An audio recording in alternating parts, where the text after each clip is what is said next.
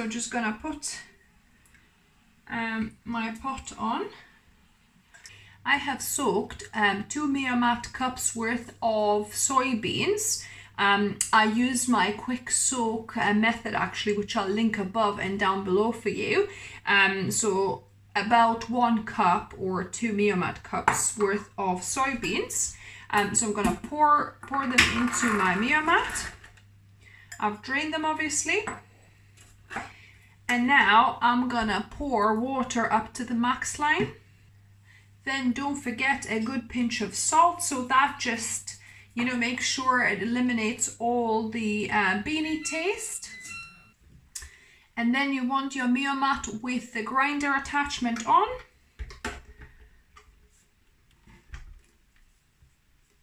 Gonna put it on.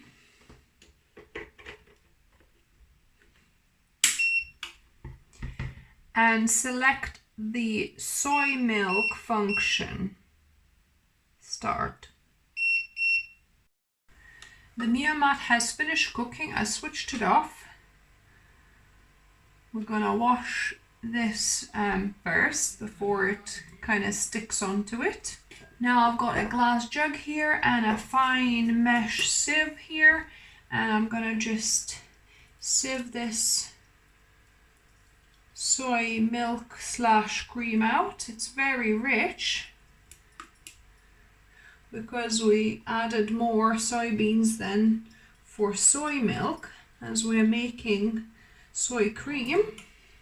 And again, wash this straight away so it doesn't stick on.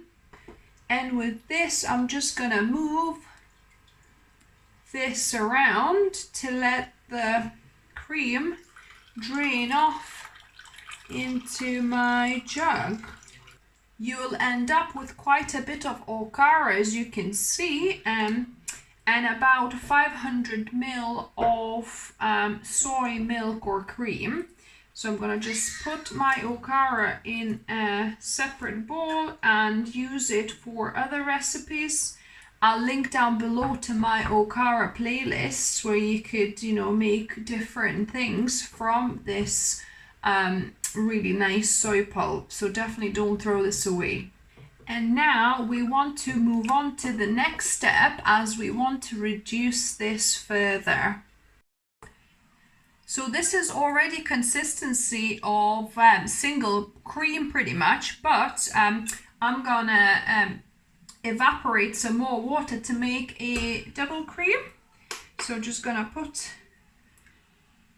my pot on, pour this in, and we wanna heat this up slowly on kind of medium low, and kind of keep it mixing until it thickens up a bit and becomes kind of a double cream consistency. In fact, it's probably going to, you know, feel a little bit thinner than that, but once it cools down, then it'll thicken further.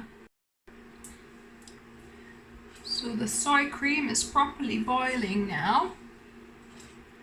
We want to probably reduce it by about half. So this has now substantially reduced, probably about half, and as you can see, the bubbles you know, leave bigger holes, so you can see it's thicker in consistency.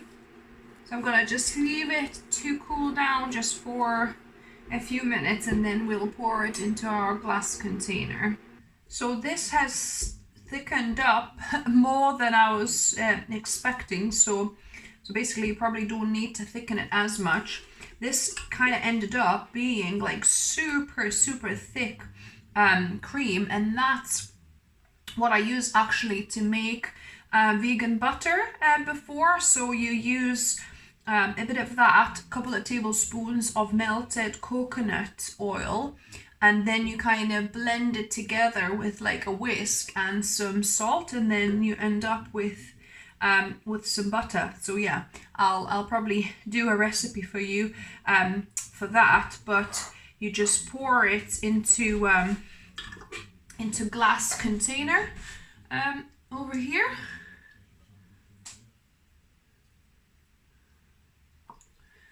So here you go, you've got a super thick soy cream. So you ended up from about 500 ml of single cream, you ended up about 250 ml of actual super thick cream. So you probably don't need to thicken it as much because this is obviously way too thick.